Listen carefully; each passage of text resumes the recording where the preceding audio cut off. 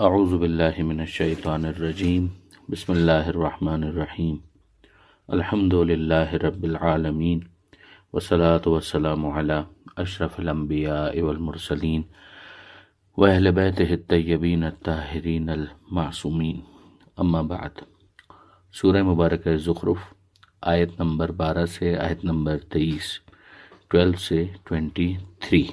بسم اللہ الرحمن الرحیم والذی خلق الازواج كلها وجعل لكم من الفلك والانعام ما تركبون لتستووا على ظهوره ثم تذكروا نعمة ربكم إذا استويتم عليه وتقولوا سبحان الذي سخر لنا هذا وما كنا له مقرنين وإنا إلى ربنا لمنقلبون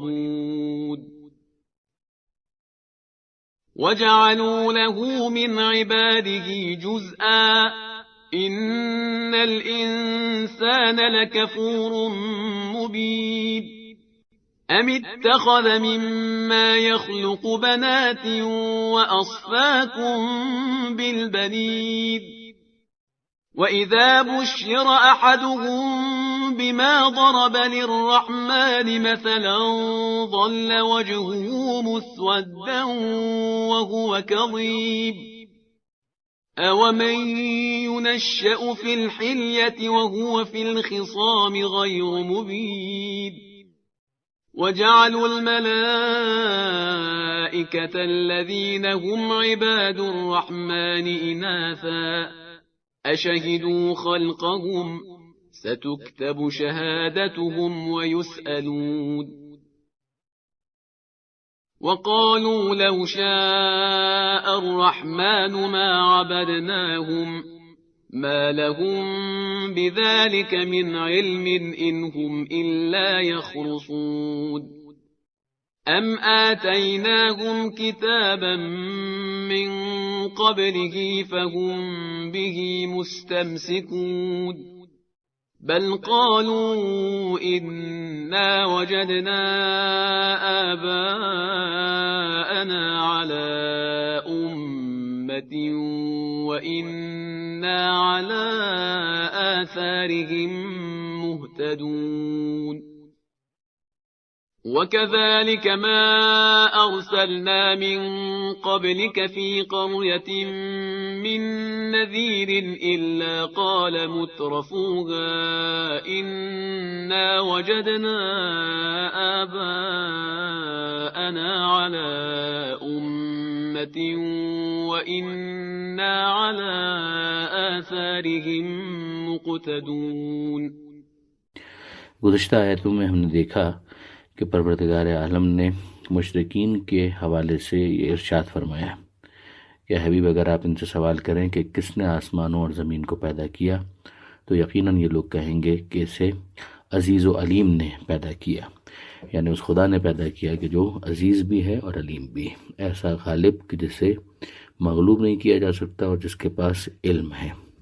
اور پھر یہ ارشاد ہوا کہ وہ خدا وہی ہے کہ جس نے تمہارے لیے زمین کو مہد قرار دیا، گہوارہ قرار دیا، کہ باوجود اس کی حرکت کے تم اس کے اندر اس پر آرام سے موو کر سکتے ہو اور تمہاری موومنٹ ڈسٹرب نہیں ہوتی ہے۔ پھر اس کے بعد ارشاد فرمایا کہ اس نے اس زمین کے اندر تمہارے لیے راستے بنائے کہ تم ہدایت پا سکو۔ میں نے عرض کیا تھا کہ ایک اس کا مفہوم تو بالکل واضح ہے کہ زمین کے اندر مختلف نشانیاں جو نیچرل نشانیاں ہیں وہ پروردگار عالم کی طرف سے ہیں تاکہ انسان اپنی مختلف منزلوں اور اسٹیشنز تک پہنچ سکے، اور ایک یہ بھی ہے کہ ان نشانیوں کے ذریعے سے خود خدا تک پہنچ سکے جو کہ ہدایت کا بالاتر مرتبہ ہے۔ پھر ارشاد ہوا کہ وہی وہ ہے کہ جس نے آسمان سے پانی کو نازل کیا، یعنی بارش برسائی ایک معین مقدار میں، اور پھر اس کے ذریعے سے ہم نے مردہ شہروں کو زندہ کر دیا، اسی طرح سے تمہیں بھی زمین سے نکالا جائے گا، یعنی عقیدہ قیامت کی طرف متوجہ کیا گیا۔ تو پہلے کہا گیا کہ یہ تو تمہاری فطرت میں ہے، یعنی تم ذرا سے غور کرو گے تو اتنا سمجھ میں آ جائے گا کہ پیدا کرنے والا تو وہ ہے۔ اس نے مزید اپنی تمام تر نعمتوں کی طرف متوجہ کیا اور پھر اس کے بعد عقیدہ قیامت کی طرف توجہ دلائی. اسی کنٹینیوشن میں بات آگے بڑھتی ہے. والذی خلق الازواج کلھا، وہی وہ ہے کہ جس نے سارے جوڑوں کو خلق کیا، وہ چاہے انسانوں میں ہوں، جانوروں میں ہوں، پودوں میں ہوں، چاہے پروٹون اور الیکٹرون کی صورت میں ہوں. لیکن یہ جتنے بھی جوڑے ہمیں نظر آتے ہیں وہ سب کے سب کس نے بنائے؟ کہ پروردگار عالم نے بنائے. وَجَعَلَ لَكُم مِّنَ الْفُلْكِ وَالْأَنْعَامِ مَا تَرْكَبُونَ، اور تمہارے لیے کشتیاں اور مویشی یعنی جانور وہ بنائے، وہ قرار دیے کہ جن کے اوپر تم سواری کرتے ہو، تم اس کے اوپر سوار ہوتے ہو. اب ظاہر ہے کہ یہ تو کچھ مثالیں ہیں، ورنہ اس کے بعد جتنی سواریاں ہیں جو نیچرلی پروردگار عالم کی طرف سے اس دنیا کے اندر موجود ہیں، یا انسان نے اسے پروردگار عالم کی دی ہوئی عقلی اور علمی صلاحیتوں سے جوڑ کر ان کے اندر یہ صلاحیت ایجاد کی، یہ اصل میں پروردگار عالم ہی کا انعام ہے. پروردگار فرماتا ہے یہ سواریاں کیوں ہیں؟ لِتَسْتَوُوا عَلَىٰ ظُهُورِهِ، تاکہ تم ان کی پشت پر اطمینان کے ساتھ بیٹھ سکو، یعنی اپنے آپ کو بیلنس کر کے اس کے اوپر بیٹھ سکو. ثُمَّ تَذْكُرُوا نِعْمَتَ رَبِّكُمْ، اس کے بعد تم اپنے رب کی نعمت کو یاد کرو. یعنی اب آپ نوٹ کریں، ایک ہے استفادہ، ایک ہے مشاہدہ، مشاہدے کے بعد ہے استفادہ، استفادے کے بعد ہے نعمت پروردگار کو یاد کرنا کہ یہ نعمت آف اٹس اون نہیں ہے، بلکہ یہ تمہارے پالنہار کی طرف سے، یہ تمہارے لارڈ کی طرف سے، یہ تمہارے رب کی طرف سے ہے. یعنی انسان کمال کی طرف اس وقت بڑھتا ہے جب وہ مشاہدے کو مہمیز دے، مشاہدے کے ذریعے سے استفادے کو درک کرے کہ کیسے میں ان سے فائدہ اٹھا سکتا ہوں. جب وہ فائدہ اٹھائے تو اس استفادے کے موقع پر، اس فائدہ اٹھانے کے موقع پر وہ اپنے رب کو فراموش نہ کرے. اذا استویتم علیہ، کہ جب تم اس کے اوپر بیلنس کر لو اپنے آپ کو، تو تم اپنے رب کی نعمت کو یاد کرو. وتقولوا، اور تم یہ کہو. یعنی یہاں پر ایک مناجات کا جملہ ہے کہ جو سکھایا جا رہا ہے اور جس کے بارے میں تاکید بھی ہے خود معصومین کی طرف سے بھی، کہ جب بھی انسان کسی سواری پر سوار ہو تو اس کو بطور دعائے سفر پڑھے. وہ جملہ اب آ رہا ہے کہ سبحان الذی سخر لنا ھذا وما کنا لہ مقرنین، کہ بے عیب اور پاک و پاکیزہ ہے وہ ذات کہ جس نے اس سواری کو ہمارے اختیار میں دیا، ورنہ ہم اس پر قدرت نہیں رکھتے تھے، یعنی ہم اس کو اپنے قابو میں کہاں لا پاتے. وَإِنَّا إِلَىٰ رَبِّنَا لَمُنْقَلِبُونَ، اور ہم اپنے رب ہی کی طرف پلٹ کر جانے والے ہیں. یعنی یہ سفر جو ہم سواری کے اوپر کر رہے ہیں، ظاہر ہے کہ اس سے بھی ہمارا مقصود انتقال ہے کہ ہم کسی ایک جگہ سے دوسری جگہ منتقل ہو رہے ہیں، مگر اس انتقال میں انسان کو توجہ دلائی جا رہی ہے اس آخری انتقال کی طرف کہ جو بہرحال اس کا سفر آخر ہوگا اور دنیا سے آخرت کی طرف اسے موو کرنا ہے. اب یہ تو تھا پروردگار کا تعارف. اب اس کے مقابلے میں کہ جو مشرکین نے یا دوسرے غیر مسلم افراد نے پروردگار عالم کے حوالے سے مسکانسیپشنز پیدا کی ہیں، اب ان کو بیان کیا جا رہا ہے. وَجَعَلُوا لَهُ مِنْ عِبَادِهِ جُزْءًا، اور ان لوگوں نے قرار دیا اللہ کے بندوں میں سے بعض کو اس کا جز، یعنی اس کا بیٹا. جیسے عیسیٰ علیہ السلام کے کیس میں ہم دیکھتے ہیں، اسی طریقے سے ملائکہ کو جو وہ بیٹیاں قرار دیتے ہیں. تو بیٹا اور بیٹی ہونے کا مطلب کیا ہے؟ بیٹا اور بیٹی ہونے کا مطلب یہ ایکسٹینشن کہ ایک انسان ہے، اس کے وجود سے ایک دوسرا وجود آگے بڑھ رہا ہے، یعنی اس کا اپنا وجود تقسیم ہو کر آگے ایک اور وجود کے لیے مقدمہ بن رہا ہے. یہ وہ چیز ہے جو عقلی اعتبار سے پروردگار عالم کے لیے قابل تصور ہی نہیں ہے کہ خدا ناقابل تقسیم ہے، خدا کوئی مرکب نہیں ہے. یہ انسان کا معاملہ ہے کہ اس کے اندر پروردگار عالم نے صلب کے اندر یہ صلاحیت رکھی ہے کہ اس کے اندر ایک سیمنل ڈسچارج ہو اور پھر وہ آگے بڑھے اور پھر اس کے بعد کنسیپشن ہو اور ماں کے رحم کے اندر وہ بچہ جو ہے پروان چڑھے. یہ تمام تر چیزیں اجزاء کو بتاتی ہیں کہ انسان جز سے مل کر بنا ہے. کیا پروردگار عالم بھی ایسا ہے؟ معاذ اللہ، خدا ان چیزوں کا خالق ہے، خدا ان سے بہت بالاتر ہے. تو پروردگار عالم نے اس کو یہاں پر جز سے تعبیر کیا کہ انہوں نے اپنے خدا کے لیے کیا کیا؟ بندوں میں سے بعض کو اس کا جز قرار دیا. ان الانسان لکفور مبین، یقیناً انسان ناشکرا ہے اور کھلا ہوا ناشکرا ہے. یعنی ہونا یہ چاہیے تھا کہ وہ خدا متعال کی توحید کے اوپر ناز کرتا، لیکن اس نے تو الٹا کام کر دیا کہ مخلوقات میں سے بعض کو اسی کا جز بنا دیا. ام اتخذ مما یخلق بنات واسفاکم بالبنین. اب آپ نوٹ کیجئے کہ جو پہلے مرحلے میں ان کے اوپر جو گرفت تھی وہ اس بات کے اوپر تھی جو بھی ہم نے ڈسکس کیا. اب دوسرے مرحلے میں کہ ان لوگوں نے ملائکہ کو خدا کی بیٹیاں قرار دیا. بیٹا ہو یا بیٹی، دونوں صورتیں پروردگار عالم کے لیے نامناسب ہیں، مگر یہ جو بیٹیاں پروردگار عالم کی طرف منسوب کر رہے ہیں تو وہ خود اپنے لیے بیٹیوں کے ہونے کو ننگوار سمجھتے تھے اور ان کی برائیاں گنوایا کرتے تھے کہ یہ تو بوجھ ہے، یہ تو ہمارے لیے ایک برڈن ہے، ایک لائبلٹی ہے. وہ اس کو ایسیٹس شمار نہیں کرتے تھے. تو پروردگار عالم گویا ان کے اوپر طنز کر رہا ہے کہ تم اپنے لیے تو ذرا سوچو کہ تم نے کیا کیا ہوا ہے. خدا کے کیس میں تو بیٹا ہو یا بیٹی دونوں صورتیں پروردگار عالم کے لیے عیب ہے کہ یہ خدا نے متعال کے قابل تقسیم ہونے کو بتاتے ہیں. لیکن یہ خود ان کا معاملہ یہ ہے کہ اگر ان کو خوشخبری دی جائے کہ تمہارے یہاں بیٹی ہوئی ہے تو ان کا چہرہ جو ہے سیاہ پڑ جاتا ہے. یہ بات سورہ نحل میں ان لینگ ڈسکس ہوئی تھی، اب یہاں پر بھی اس کی طرف اشارہ کیا جا رہا ہے. ام اتخذ مما یخلق بنات واسفاکم بالبنین، کیا اس نے ان چیزوں میں سے جنہیں اس نے پیدا کیا ہے اپنے لیے بیٹیاں قرار دی ہیں اور تمہیں بیٹوں سے نوازا ہے. یعنی تمہاری پوزیشن کیا ہے؟ وہ یہ ہے جو بھی آگے آ رہی ہے. وَإِذَا بُشِّرَ أَحَدُهُم بِمَا ضَرَبَ لِلرَّحْمَنِ مَثَلًا ظَلَّ وَجْهُهُ مُسْوَدًّا، اور ان میں سے جب کسی کو خوشخبری دی جاتی ہے اس کی جسے وہ خدا کے لیے وصف قرار دیتا ہے تو اس کے چہرے کا رنگ اڑ جاتا ہے.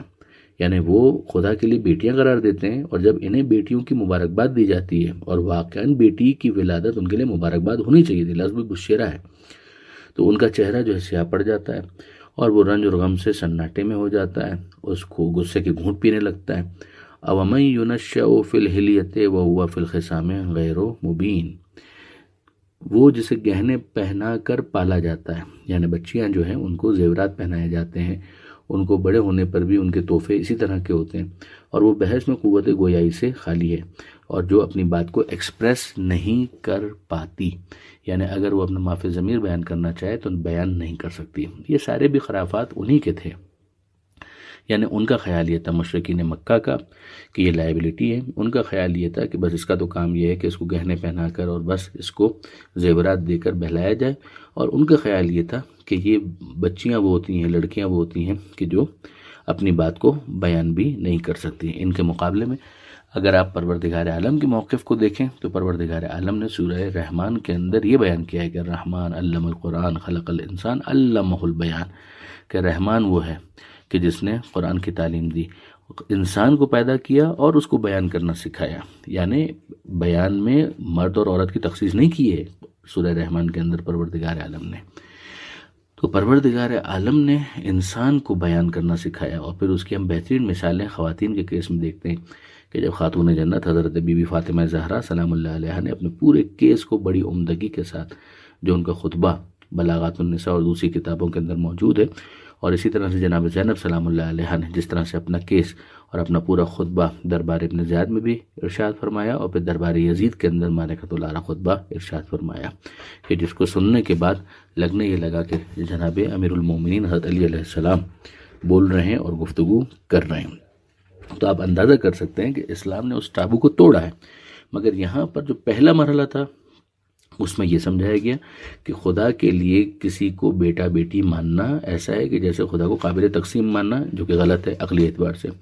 دوسرے مرحلے میں یہ بتایا گیا کہ اپنے لیے تمہیں بیٹی بری لگتی ہے جبکہ وہ اچھی ہے، اور خدا کے لیے بیٹی قرار دیتے ہو جبکہ اس کے ہاں بیٹی بیٹا دونوں عیب ہیں.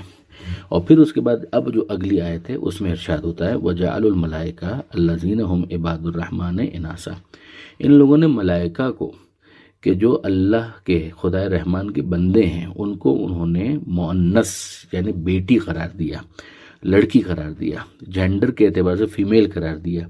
پروردگار عالم نے گویا ان کا یہاں پر مذاق اڑایا ہے. ارشاد فرمایا کہ اشہدوا خلقہم، کہ ان لوگوں نے ان ملائکہ کی خلقت کا مشاہدہ کیا ہے. یعنی کیا انہوں نے دیکھا ہے؟ ان کو کس نے بتایا کہ ملائکہ جو ہیں وہ فیمنن ہوتے ہیں اور ان کا جینڈر یہ ہوتا ہے؟ ستکتب شہادتہم ویسألون، ان کی اس شہادت کو، ان کی اس گواہی کو ریکارڈ کیا جا رہا ہے. ویسألون، اور ان سے جواب طلبی ہوگی. ایک اصول ہے لا تقف ما لیس لک بہ علم، کہ جس چیز کا تمہیں علم نہیں ہے اس کے بارے میں مت بولو. یہ قرآن مجید ہی نے ہمیں دیا.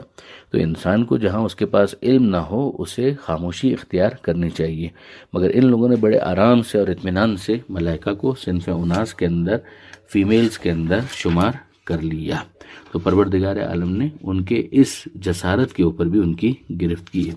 آگے ارشاد ہوتا ہے وقالوا لو شاء الرحمن ما عبدناہم، کہ یہ لوگ کہتے ہیں کہ اگر خدا رحمان چاہتا تو ہم ان کی عبادت نہ کرتے، یعنی یہ جو ہم بت پرستی کر رہے ہیں تو ہمارا بت پرستی کرنا اس بات کی دلیل ہے کہ خدا رحمان ہم سے یہی چاہتا ہے۔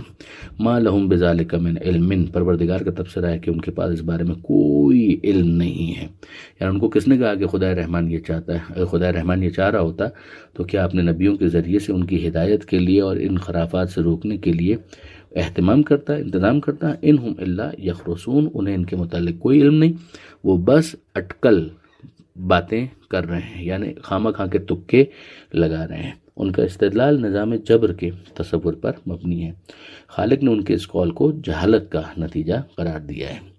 یہ چیز کہ انسانی افعال جبر و اختیار کے درمیان کی ایک منزل میں ہیں، ان کے مبلغ کے حدود سے باہر تھی، یعنی جو ان کی رینج تھی کہ جہاں تک وہ سوچ سکتے ہیں، تو وہ ان کو سمجھایا جا رہا ہے۔ لیکن یہ تو اس آیت سے ہی ظاہر ہے کہ ان کے اس تصور کو کہ ہمارا فعل اللہ کی مشیت پر مبنی ہے، جبکہ وہ غلط کام کر رہے ہیں، خدا نے جہالت ہی قرار دیا ہے۔ یہ حضرت علامہ سید علی نقوی صاحب کا ایک تبصرہ تھا جو میں نے تقریباً بعینہ ہی آپ کے ساتھ شیئر کیا۔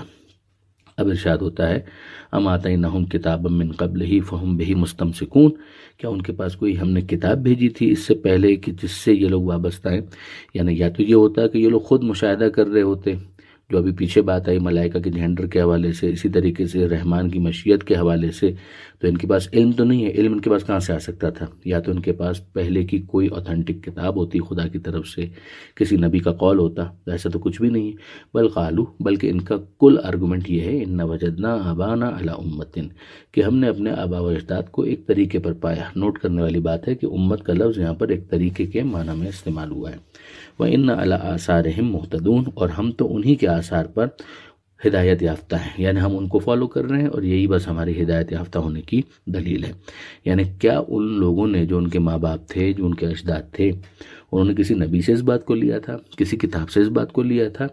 کیا ان کے پاس دلیل ہے کہ ان کے آباء و اجداد درست کر رہے تھے؟ وَكَذَلِكَ مَا أَرْسَلْنَا مِن قَبْلِكَ فِي قَرْيَةٍ مِّن نَذِيرٍ، اور اسی طرح سے جب کبھی ان سے پہلے بھی ہم نے کسی بستی میں کسی نذیر کو، یعنی ڈرانے والے کو، نبی کو بھیجا، إِلَّا قَالَ مُتْرَفُوهَا، تو ان کے وہاں کے جو پیسے والے تھے، جو سرمایہ دار تھے، انہوں نے یہی کہا کہ إِنَّ وَجَدْنَا آبَاءَنَا عَلَىٰ أُمَّةٍ، کہ ہم نے اپنے آباء و اجداد کو ایک طریقے پر پایا ہے۔ وَإِنَّ عَلَىٰ آثَارِهِمْ مُقْتَدُونَ، اور ہم انہی آثار کی پیروی کر رہے ہیں۔ یعنی یہ جو اے حبیب آپ کے ساتھ ہو رہا ہے کہ اس طرح کی باتیں کی جا رہی، کوئی نئی بات نہیں ہے، پہلے بھی گمراہ افراد اسی طرح کی باتیں کرتے رہے، یعنی وہ اپنی عقل کو، علم کو استعمال کرنے کے لیے تیار نہیں ہیں۔ عقل کو استعمال کریں، علم حاصل کریں، پھر کوئی نتیجہ نہ، وہ ایک اندھی اور کورکورانہ تقلید ہے کہ جس کے اندر وہ مبتلا ہیں، اور یہ کبھی بھی کوئی جینون آرگومنٹ نہیں بن سکتا۔ یہ آیت نمبر 23 جس پر یہ صفحہ مکمل ہوا، ابھی ظاہر اس کا جواب ہے، جو انہوں نے کہا ہے اس کا جواب ہے جو آگے آ رہا ہے، مگر وہ اگلے صفحے پر ہے، انشاءاللہ کل اس پر بات ہوگی۔ پروردگار عالم سے دعا ہے قرآن پڑھنے، سمجھنے اور عمل کرنے کی توفیق عطا فرما، اور وارث قرآن امام زمانہ کے ظہور میں تعجیل فرما۔ وآخر دعوانا ان الحمد للہ رب العالمین، والسلام علیکم ورحمۃ اللہ وبرکاتہ۔